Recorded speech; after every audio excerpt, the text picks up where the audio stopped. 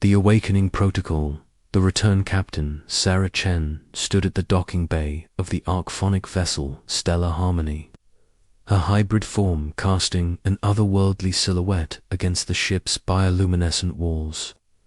3 months had passed since she'd first set foot on Earth as humanity's unexpected ambassador. Now she was no longer alone. Beside her, Dr. James Rodriguez clutched a small device containing compressed data from Earth's greatest scientific minds, his human eyes wide with wonder and determination. The ship's corridors pulsed with gentle blue light, responding to their presence as they moved deeper into the vessel. Sarah's enhanced senses picked up the familiar harmonics of the Arkphonic collective consciousness, a symphony of thoughts and emotions that had become as natural to her as breathing. But today, something was different. The usual calm efficiency of the ship's operations carried an undercurrent of anticipation. "The walls are alive," Dr. Rodriguez whispered, reaching out to touch the smooth surface beside him. The material responded to his touch, warming slightly and shifting its pattern to accommodate his palm print. How is this possible? Sarah smiled, remembering her own first encounter with Arkphonic biotechnology. Everything here is grown, not built. The Arkphonics don't separate technology from biology the way we do. They're gardeners of the cosmos, cultivating tools and ships like we might grow vegetables. They entered the central hub, a vast spherical chamber where the ship's command functions merged seamlessly with living systems. Zixara, the navigation commander, turned to greet them. The Arkphonics form was elegant and fluid, standing nearly 8 feet tall with iridescent skin that shifted between deep purple and silver. 4 arms moved in graceful coordination, each ending in hands that could manipulate matter at the molecular level. "Sarah Chen returns," Zixara spoke, though the words formed directly in their minds rather than through sound. "The human scientist you promised accompanies you. The collective is... curious." Dr. Rodriguez stepped forward, his courage overcoming his nervousness. "I am Dr. James Rodriguez, quantum physicist from Earth. I come voluntarily, seeking to understand and contribute to your mission." A ripple of surprise passed through the collective consciousness. Sarah felt it like a gentle wave washing over her enhanced awareness. In her 3 months on Earth, she had encountered fear, suspicion, and rejection. But James had been different. When she'd approached him at the International Space Station, he'd listened with scientific fascination rather than terror. "He's genuine," Sarah assured the collective. "Dr. Rodriguez has spent his career studying the quantum nature of reality. He believes that human and Arkphonic science could achieve something neither could accomplish alone." Zixara's 4 eyes studied the human scientist carefully. Many species have made such claims. Few have possessed the cognitive flexibility to truly merge their understanding with ours. What makes this human different? The volunteer Dr. Rodriguez straightened, his voice gaining strength. "Because I've spent my life trying to understand the universe, and I've learned that the most profound discoveries come from collaboration. When Captain Chen showed me what your people had achieved, I didn't see alien technology. I saw the next step in scientific evolution." The ship's walls shimmered as the collective processed his words. Sarah watched the patterns of light dance across the surfaces, reading the emotional undertones of the Arkphonic response. Curiosity, cautious optimism, and something else, hope. "Show them," Sarah encouraged Dr. Rodriguez. The physicist activated the device he'd been carrying. A holographic display materialized, showing complex equations and theoretical models. This is humanity's current understanding of quantum mechanics, relativity, and unified field theory. We've reached the limits of what we can achieve with our current biological capabilities, but if we could enhance our cognitive processing, expand our sensory perception. You wish to undergo the transformation, Zixara stated. It wasn't a question. I do, Dr. Rodriguez replied firmly. Not to become something other than human, but to become more than human. To bridge the gap between our species and yours. The collective's discussion was intense, flowing through channels of thought that Sarah could perceive but not fully understand. She felt the weight of their deliberation, the careful consideration of precedents and possibilities. Finally, Zik spoke again. The transformation has never been attempted on a voluntary human subject. Captain Chen's integration was performed under emergency conditions. The process is ... irreversible. I understand, Dr. Rodriguez said. I've made my choice. The transformation chamber was located in the ship's core, where the boundary between technology and biology was most fluid. The walls here pulsed with a deeper rhythm, synchronized with the ship's life systems. Sarah guided Dr. Rodriguez to the center of the chamber, where a platform of living metal awaited. The process will take approximately 6 hours, Zek explained, their form shifting to accommodate the various instruments that emerged from the walls. Your consciousness will remain intact, but your perception of reality will expand dramatically. The Arkphonic neural enhancements will integrate with your existing brain structure, creating new pathways for thought and understanding. Dr. Rodriguez nodded, removing his Earth-made clothing and stepping onto the platform. The surface molded itself to his form, creating a perfect cradle for his body. Will I still be me? You will be more than you were, Sarah assured him. I'm still Sarah Chen, but I can perceive dimensions of reality that were invisible to me before. The transformation doesn't erase your humanity, it amplifies it. The process began with a gentle humming that seemed to come from the ship itself.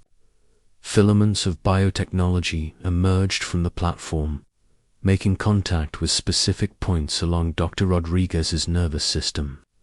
His body tensed momentarily, then relaxed as the Arkphonic systems began their work. Sarah monitored the transformation through her enhanced senses, feeling the gradual integration of alien and human biology.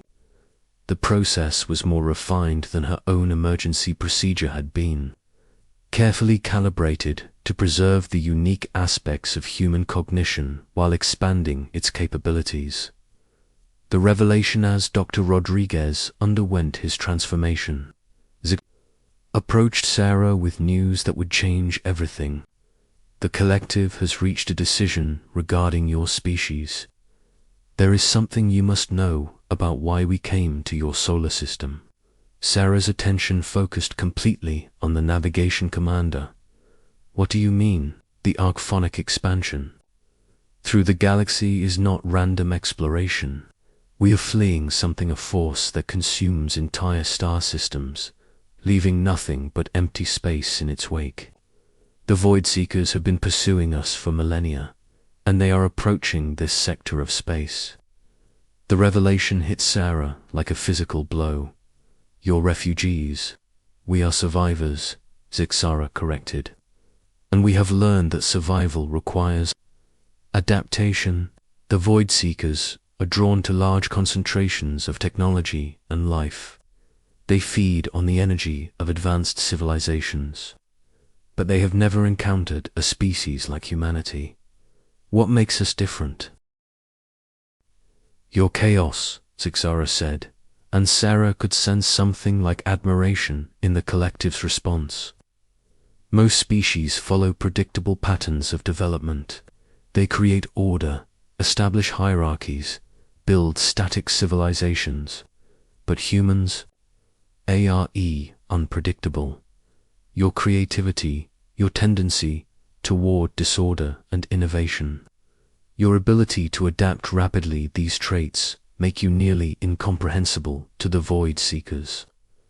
Dr. Rodriguez's transformation was nearing its final stages.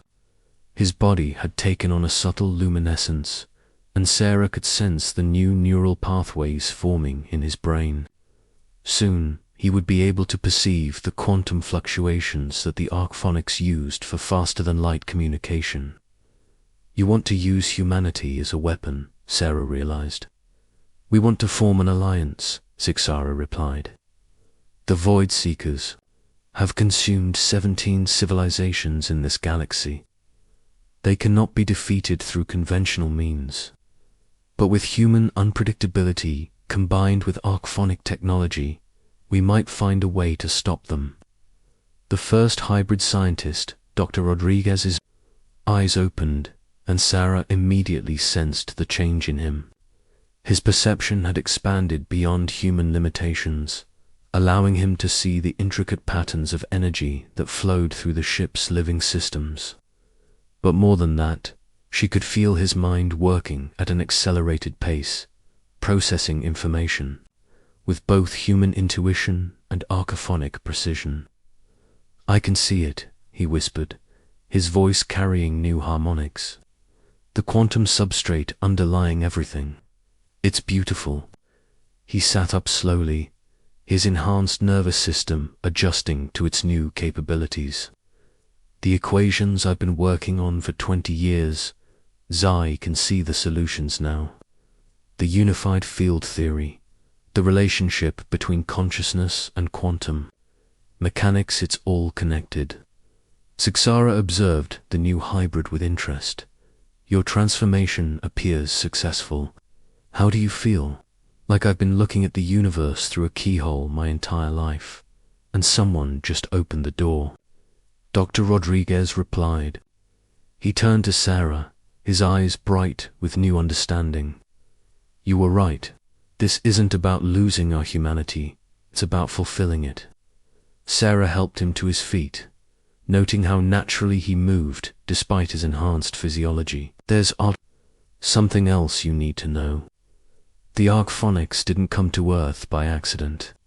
They're running from something called the Void Seekers.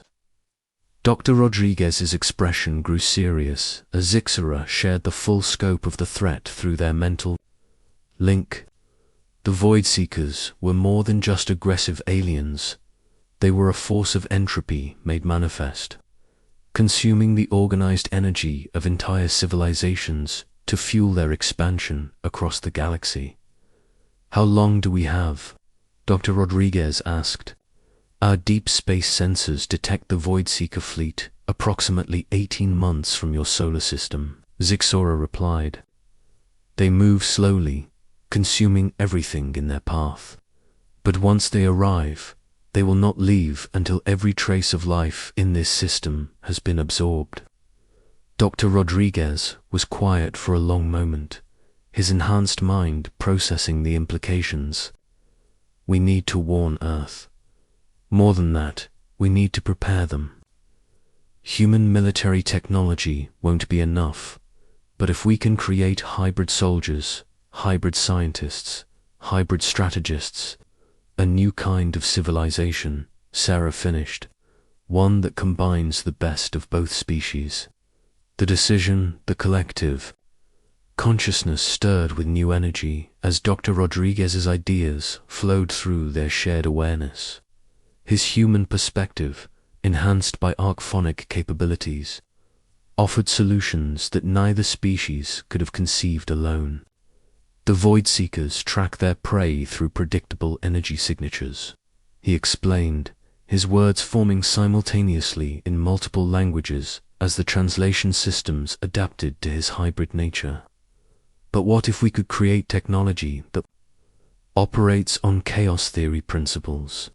Systems that are inherently unpredictable, that change their operating parameters randomly. Zixara's form brightened with excitement. Chaos-based technology. The Arkphonic collective has never considered such an approach.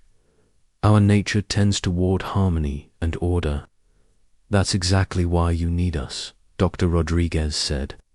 Human chaos. An Arkphonic order, working together. We could create something neither the Void Seekers nor anyone else has ever seen. Sarah felt a surge of pride in her species. This was what humanity offered to the galaxy, not just their technology or their numbers, but their unique perspective on existence. Their willingness to embrace disorder and find patterns in chaos. We need to return to Earth, she decided. Not as invaders or saviors, but as partners. If we're going to defend this system, we need willing human volunteers, not forced conversions. The collective agrees, Zixara announced. Dr. Rodriguez has proven that voluntary transformation creates superior hybrid capabilities. We will approach Earth's governments openly, requesting formal alliance. Dr. Rodriguez stood, his new form, radiating confidence and determination. I can help with that. I know the key figures in the scientific community, the military leaders who might be willing to listen. If we can demonstrate the benefits of the hybrid program, Earth becomes humanity's first step into the stars, Sarah concluded. Not as conquerors, but as partners in defending the galaxy. As they prepared to return to Earth, Sarah felt the weight of history settling on her shoulders. The next few months would determine not just the fate of humanity, but the future of countless civilizations throughout the galaxy. The Void Seekers were coming, but for the first time in centuries. The Arkphonics had found allies who might help them turn the tide. The ship's engines hummed to life, their biomechanical systems preparing for the journey back to Earth in the depths of space. The stellar harmony began its descent toward the blue planet, carrying with it the seeds of a new kind of civilization, one that would either save the galaxy or die trying. Dr. Rodriguez placed his hand on Sarah's shoulder, his touch carrying the reassurance of shared purpose. Are you ready for this? Sarah smiled, her hybrid nature allowing her to sense the infinite possibilities stretching out before them. Humanity has been ready for this moment since we first looked up at the stars. We just didn't know it yet. The stars awaited, and with them, the greatest challenge and opportunity in human history. The first alliance, the return to Earth, the stellar harmony emerged from quantum space above Earth's moon, its bioluminescent hull casting ethereal patterns across the lunar surface. Sarah Chen stood in the observation deck, watching her home planet rotate slowly below them. Beside her, Dr. James Rodriguez marveled at his enhanced perception, able to see the electromagnetic auras surrounding Earth's cities and the delicate threads of radio communication weaving through space. It's different seeing it from up here, Dr. Rodriguez said, his hybrid consciousness processing multiple layers of reality simultaneously. I can see the planet's life force, the way consciousness and technology interact to create something greater than the sum of its parts. Sarah nodded, understanding exactly what he meant. Through their enhanced senses, Earth wasn't just a ball of rock and water, it was a living system, pulsing with the energy of 6 billion human minds and the technological infrastructure they had created. The collective is nervous, she observed, feeling the subtle fluctuations in the ship's biosystems. They've never attempted formal diplomatic contact with a species this early in their development. Zixara approached them, their forearms moving in the graceful patterns that indicated deep thought. Earth's governments have been monitoring our approach. Their military satellites are attempting to track our position, though our quantum shielding makes accurate targeting impossible. That's actually a good sign, Dr. Rodriguez said. It means they're taking the threat seriously instead of dismissing it as impossible. 3 days earlier, Sarah had transmitted a message to Earth's major space agencies, identifying herself and requesting formal diplomatic contact. The response had been immediate and chaotic, exactly what she had expected from humanity. Some governments demanded proof, others prepared for invasion, and a few visionary leaders began assembling teams to evaluate the potential for cooperation. "Admiral Hayes has agreed to meet with us," Sarah reported, reading the latest communication from Earth. "She's bringing representatives from the major space powers and the scientific community." Admiral Patricia Hayes had been Sarah's commanding officer during her NASA days, a pragmatic military leader with a deep understanding of space operations. She was one of the few people on Earth who might be willing to listen to what the Arkphonics had to offer. The first contactor meeting took place aboard the International Space Station, neutral territory that all Earth's major powers could access. The Stellar Harmony approached slowly, its biomechanical systems adapting to interface with human technology.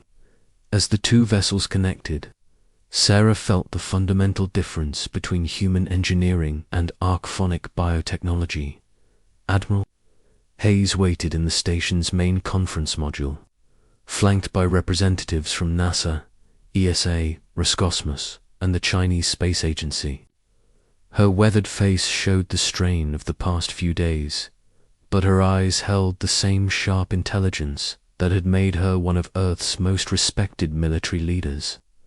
"Captain Chen," she said as Sarah entered the module, her voice carefully controlled, "I have to admit, when we received your transmission, my first instinct was to assume someone was playing an elaborate hoax."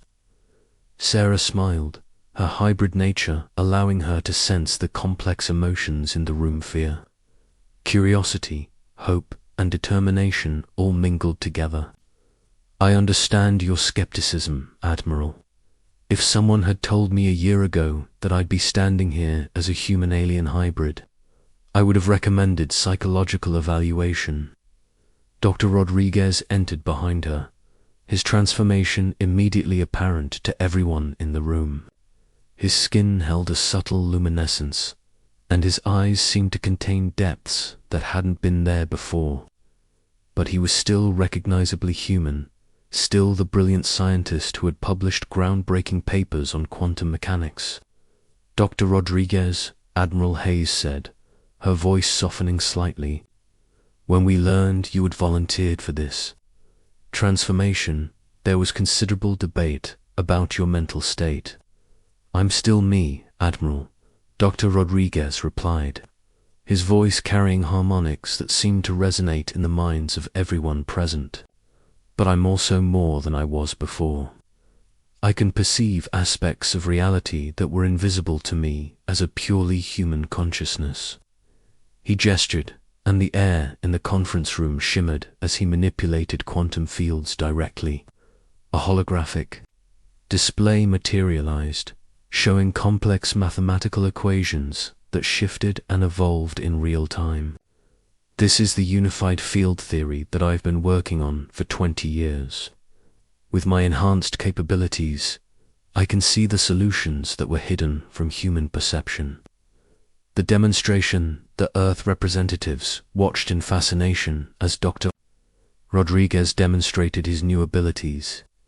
He could interface directly with electronic systems, his consciousness merging temporarily with computer networks to access and process information at superhuman speeds.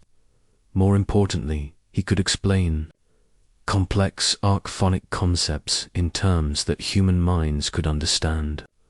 "The Arkphonics don't just use technology," he explained, his words forming in multiple languages simultaneously as the translation systems adapted to his hybrid nature. "They grow it, cultivate it, form symbiotic relationships with it. Their ships aren't just vessels, they're living ecosystems." Zixara entered the conference room, their tall form moving with fluid grace. The human representatives tensed involuntarily, but Sarah's presence helped to ease their discomfort. "I am Zixara, Navigation Commander of the Stellar Harmony. I speak for the collective in this matter. What exactly do you want from humanity? Admiral Hayes asked directly. Partnership, Zixara replied. Your species possesses qualities that the Arkphonic collective has never encountered. Your creativity, your adaptability, your tendency toward constructive chaos, these traits make you uniquely suited to help us face the Void Seekers. The room fell silent as Zixara explained the nature of the threat. The Void Seekers were an ancient force that had consumed entire civilizations across the galaxy, leaving nothing but empty space in their wake. They were drawn to large concentrations of life and technology, feeding on the organized energy of advanced societies. How many civilizations have they destroyed? Asked Dr. Li Wei, the Chinese representative. 17 confirmed systems in this galaxy alone, Zixara replied. They approach slowly, systematically, consuming everything in their path. Our projections indicate they will reach your solar system within 18 months. Dr. Rodriguez added his analysis. The Void Seekers operate on principles of entropy and consumption. They're essentially a force of organized destruction, converting complex systems into simple energy. But they've never encountered a species like humanity. What makes us different? Admiral Hayes asked. Your unpredictability, Sarah explained. Most species follow predictable patterns of development. They create order, establish hierarchies, build static civilizations, but humans are chaos engines. You create order from disorder, find patterns in randomness, adapt rapidly to changing conditions.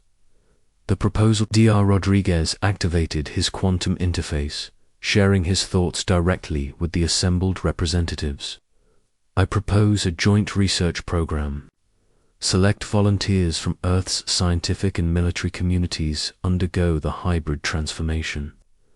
We combine human intuition with Arkphonic precision to create new forms of technology. The proposal sparked intense debate. Some representatives worried about the risks of permanent biological modification. Others questioned whether humanity was ready for such a dramatic evolutionary step. But Admiral Hayes saw the strategic implications immediately. You're talking about creating a new kind of soldier, she said. One that combines human tactical flexibility with alien capabilities. More than that, Dr. Rodriguez replied. We're talking about creating a new kind of civilization. One that can defend not just Earth, but the entire galaxy against the Void Seekers. The debate continued for hours, but gradually the human representatives began to see the potential. The hybrid program offered humanity a chance to leap forward technologically while maintaining their essential nature. More importantly, it gave them a fighting chance against a threat that could wipe out all life in the solar system. We need proof, Admiral Hayes finally said. A demonstration of what this partnership could achieve. The first tested Dr. Rodriguez and Sarah worked together to create a prototype that would demonstrate the potential of human Arkphonic cooperation. Using salvaged materials from the International Space Station and biotechnology provided by the Stellar Harmony, they constructed a small defensive satellite. The device was unlike anything human engineers had ever created. It incorporated Arkphonic biometal that could reshape itself in response to threats, quantum processing cores that operated on principles of controlled chaos, and weapon systems that fired concentrated bursts of organized energy. The satellite will adapt to any attack pattern, Dr. Rodriguez explained as they prepared the demonstration. Its responses are based on human tactical thinking enhanced by Arkphonic precision. No two defensive sequences will be identical. The test was conducted in Earth's upper atmosphere, with representatives from all major space powers observing. The satellite faced a simulated attack from conventional human weapons, then from energy weapons based on captured Void-Seeker technology that the Arkphonics had provided. The results were spectacular. The satellite's adaptive systems countered every attack, its biometal hull reshaping itself to deflect energy blasts, while its quantum processors calculated optimal response patterns. But more importantly, it did so in ways that no pure human or pure Arkphonic system could have achieved. "It's thinking like a human," Admiral Hayes observed, watching the satellite's unpredictable defensive patterns, but with capabilities far beyond human limitations. The demonstration convinced Earth's leaders that the partnership was not only possible but essential. Over the following weeks, a formal alliance was negotiated. Earth would provide volunteers for the hybrid program, while the Arkphonics would share their technology and help humanity prepare for the coming threat. The first group of volunteers came from Earth's space agencies, military forces, and scientific communities. They were carefully selected for psychological stability, technical expertise, and adaptability. Each transformation was voluntary, with full informed consent and extensive psychological evaluation. Sarah oversaw the process, serving as a bridge between human and Arkphonic perspectives. She watched as brilliant scientists gained the ability to perceive quantum fields directly, as military strategists developed tactical capabilities that operated on multiple levels of reality simultaneously, and as engineers learned to grow technology instead of building it. Dr. Rodriguez focused on the scientific applications, working with hybrid researchers to develop new forms of faster-than-light communication, defensive systems that operated on chaos theory principles, and weapons that could disrupt the Void-Seekers' energy consumption processes. "We're not just creating individual hybrids," he explained to the assembled Earth representatives. "We're creating a new form of collective intelligence.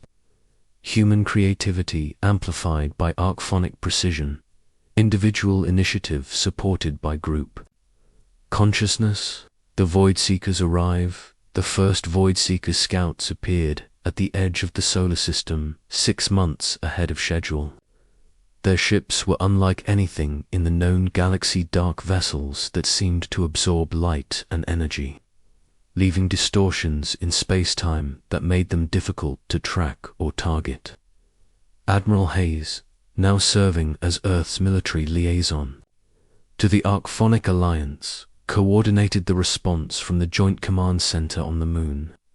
The facility itself was a marvel of hybrid technology, its biomechanical systems adapting constantly to the needs of its human and Arkphonic operators.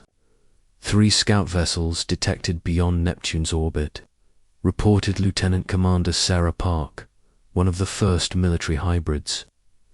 Her enhanced senses could track the Void-Seekers' energy signatures across vast distances. "They're moving slowly, scanning our defensive positions." The hybrid fleet that rose to meet them represented the best of both civilizations. Human tactical unpredictability combined with Arkphonic biotechnology to create vessels that were both alive and artificial, capable of adapting to any threat while maintaining the essential human qualities of creativity and determination. Sarah commanded the lead vessel, a biomechanical cruiser that had grown around a core of human engineering principles. Its hull pulsed with the same rhythm as her hybrid heartbeat, its weapons systems responsive to her thoughts and emotions. "All units, maintain chaos protocols," she ordered. "Remember, predictability is death against the Void-Seekers. Keep them guessing." The engagement was brief but decisive. The Void-Seeker scouts, accustomed to facing ordered civilizations with predictable defensive patterns, found themselves unable to adapt to the hybrid fleet's random tactical responses. Their energy absorption systems, designed to feed on organized technology, faltered when confronted with biomechanical vessels that operated on principles of controlled chaos.